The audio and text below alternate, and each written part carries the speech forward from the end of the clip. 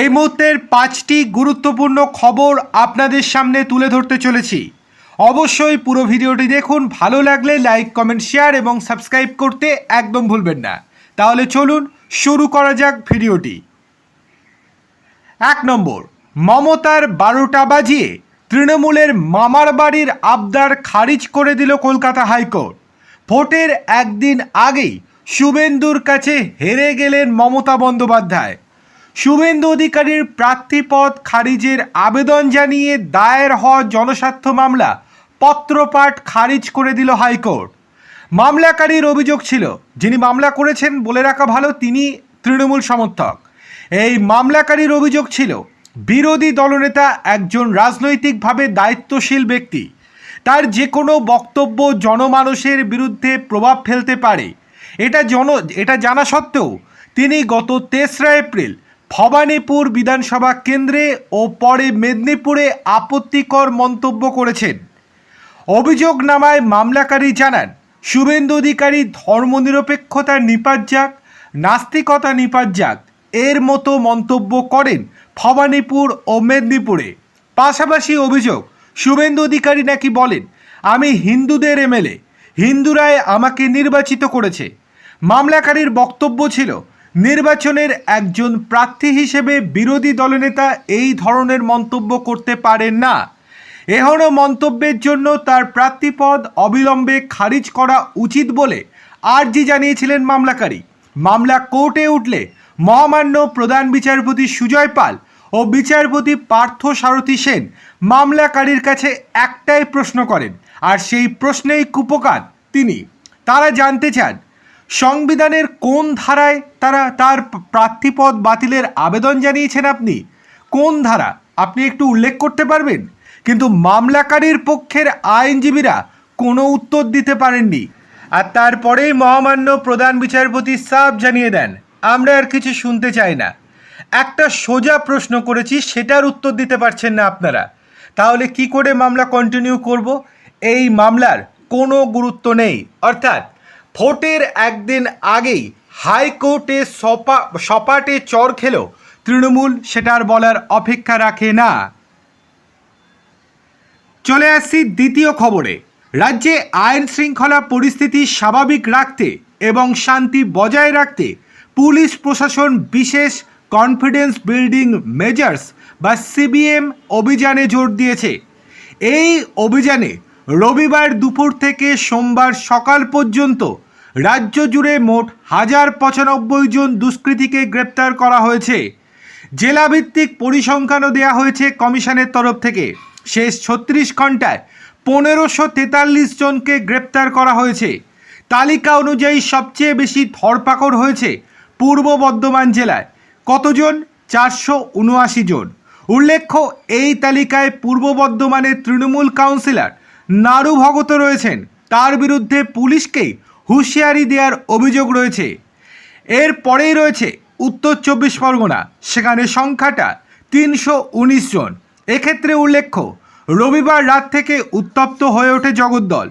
BJP প্রার্থীকে খুনের চেষ্টার অভিযোগে তৃণমূল কাউন্সিলর সহ 4 জনকে গ্রেপ্তার করা হয়েছে। তৃতীয় স্থানে দক্ষিণ 24 পরগনা, সেখানে 246 জন। এছাড়া কলকাতা উত্তরে 109, হুগলিতে 49, নদিয়াতে 32 এবং হাওড়াতে 32 জেলা থেকেও বেশ কয়েকজনকে গ্রেপ্তার করা হয়েছে। সব মিলিয়ে গত 36 ঘন্টায় রাজ্যে মোট 1543 জন দুষ্কৃতীকে গ্রেপ্তার করেছে পুলিশ। ভোটের আবহে কোনো প্রকার অপ্রীতিকর ঘটনা এড়াতে এবং দুষ্কৃতীদের দৌরাত্ম্য রুখতে পুলিশের এই ব্যাপক ধরপাকড় অত্যন্ত তাৎপর্যপূর্ণ বলে মনে করা হচ্ছে। পুলিশের শীর্ষমহল জানিয়েছে, এলাকায় শান্তি শৃঙ্খলা বজায় রাখতে আগামী দিনেও এই কড়া পদক্ষেপ অব্যাহত থাকবে এবং দুষ্কৃতীদের বিরুদ্ধে কঠোর আইনানুগ ব্যবস্থা নেওয়া হবে। চলে আসছি 3 নম্বর খবরে। দ্বিতীয় দফার ভোটের মাত্র 2 দিন আগেই হাওড়া জেলায় পুলিশ প্রশাসনে বড়সড় রদবদল করল কমিশন। একাধিক থানার ওসিকে বদলি করে নতুন অফিসারদের দায়িত্ব দেওয়া হয়েছে, যা নিয়ে রাজনৈতিক মহলে জোর চর্চাও শুরু হয়েছে। গতকাল হাওড়া উত্তর বিধানসভার লিলুয়া বামনগাছিতে বিজেপি ও তৃণমূলের সংঘর্ষের জেরে লিলুয়া থানার ওসি কল্যাণ খামুরাইকে সরিয়ে দেওয়া হয়েছে। তার জায়গায় নতুন দায়িত্বে আনা হয়েছে সুজয় তুঙ্গকে। এছাড়াও বেলুর থানার ওসি প্রসেনজিৎ ঘোষকেও বদলি করা হয়েছে। বেলুরে নতুন ওসি হিসেবে দায়িত্ব গ্রহণ করেছেন দেবাশিস চ্যাটার্জি। একই সঙ্গে সাকরাইল থানার অধীন নাজিরগঞ্জ ফাঁড়ির ওসি মনোজ কুমার সরকারকেও সরিয়ে দেওয়া হয়েছে। তার জায়গায় নতুন দায়িত্বে আনা হয়েছে সাব ইন্সপেক্টর সুমন রায়কে। ভোটের আগে এই হঠাৎ রদবদল প্রশাসনিক কারণে নাকি রাজনৈতিক চাপের ফল তা নিয়ে ইতিমধ্যেই জল্পনা শুরু হয়েছে। তবে পুলিশ সূত্রে জানানো হয়েছে পরিস্থিতি নিয়ন্ত্রণে রাখা ও আইন শৃঙ্খলা বজায় রাখতেই এই গুরুতর সিদ্ধান্ত নেওয়া হয়েছে। চলে আসছি 4 নম্বর গুরুত্বপূর্ণ খবরে। প্রথম দফার ভোটে উত্তরবঙ্গ দেখেছে মোটের ওপর শান্তির ছবি। কোচবিহার থেকে আলিপুরদুয়ার বিক্ষিপ্ত হিংসার ঘটনা ঘটলেও বুথ দখল আর রক্তপাতের অভিযোগ খুব বেশি পাওয়া যায়নি। এবার দ্বিতীয় দফার ভোটের আগে কিন্তু অশান্তির আশঙ্কায় কাটা হয়ে রয়েছে দক্ষিণবঙ্গ। আর এরই মধ্যে উদ্ধার হওয়া প্রায় 3000 বোমা নতুন করে চাঞ্চল্য ছড়িয়েছে। এই পরিস্থিতিতে ভোটের নিরাপত্তা নিশ্চিত করতে কলকাতা হাইকোর্টের দ্বারস্থ হলেন এক বিখ্যাত আইনজীবী। নির্বাচন কমিশনের কড়া নজরদারি সত্ত্বেও রাজ্যের বিভিন্ন প্রান্তর থেকে দেদার বোমা উদ্ধারের ঘটনা ঘটছে। পুলিশি অভিযানে এখনও পর্যন্ত প্রায় 3000 তাজা বোমা উদ্ধার হয়েছে বলে খবর। দ্বিতীয় দফার ভোটের ঠিক আগে এত বিপুল পরিমাণ বিস্ফোরণ মেলায় সিঁদুরে মেঘ দেখছেন সাধারণ মানুষ থেকে শুরু করে রাজনৈতিক বিশ্লেষকেরা। প্রশ্ন উঠছে, এই বিপুল পরিমাণ বোমা কি তবে ভোট লুট বা সন্ত্রাস চালাতেই মজুত করা হয়েছিল? হাইকোর্টে মামলা হয়েছে এই ঘটনায়। প্রথম দফার অভিজ্ঞতার পর দ্বিতীয় দফায় হিংসার আশঙ্কা করে কলকাতা হাইকোর্টে জনস্বার্থ মামলা দায়ের করেছেন আইনজীবী অনিন্দ সুন্দর দাস। তার দাবি, যে পরিমাণ বোমা উদ্ধার হচ্ছে তাতে অবাধ ও শান্তিপূর্ণ ভোট হওয়া নিয়ে যথেষ্ট সংশয় রয়েছে। সাধারণ মানুষের নিরাপত্তা সুনিশ্চিত করতে আদালতের হস্তক্ষেপ প্রয়োজন। দ্রুত শুনানির আর্জিও জানানো হয়েছে। সোমবার মহামান্য প্রধান বিচারপতির ডিভিশন বেঞ্চের দৃষ্টি আকর্ষণ করেন মামলাকারীর আইনজীবী সুবীর সান্যাল। পরিস্থিতির গুরুত্ব বিচার করে মামলাটি জরুরি ভিত্তিতে শোনার আবেদন জানান তিনি। আদালত সূত্রের খবর, প্রধান বিচারপতির ডিভিশন বেঞ্চ এই মামলাটি ইতিমধ্যেই গ্রহণ করেছে। আজকে শেষার্ধে অথবা আগামীকাল সকালেই অর্থাৎ মঙ্গলবারই এই মামলার শুনানির সম্ভাবনা রয়েছে কলকাতা হাইকোর্টে মহামান্য প্রধান বিচারপতির এজলাসে। চলে আসছি 5 নম্বর খবরে।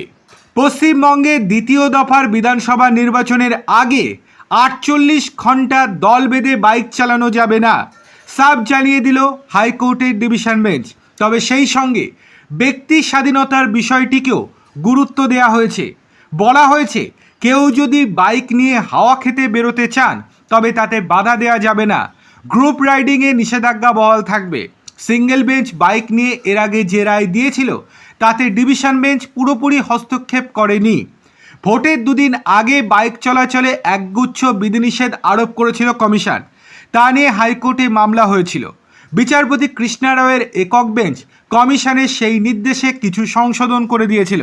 বলা হয়েছিল বাইক র্যালি নিষিদ্ধ থাকবে। ভোটের 12 ঘন্টা আগে জরুরি প্রয়োজন ছাড়া যাত্রী নিয়ে যাওয়া নিষিদ্ধ। ভোটের দিন পরিবার নিয়ে বাইকে করে ভোট দিতে যাওয়া যাবে। একক বেঞ্চের এই নির্দেশের বিরুদ্ধে সোমবার হাইকোর্টের ডিভিশন বেঞ্চের দ্বারস্থ হয় কমিশন। বিচারপতি শম্পা সরকার এবং বিচারপতি অজয় কুমার গুপ্তের ডিভিশন বেঞ্চে সেই সংক্রান্ত মামলার শুনানি হয়েছে।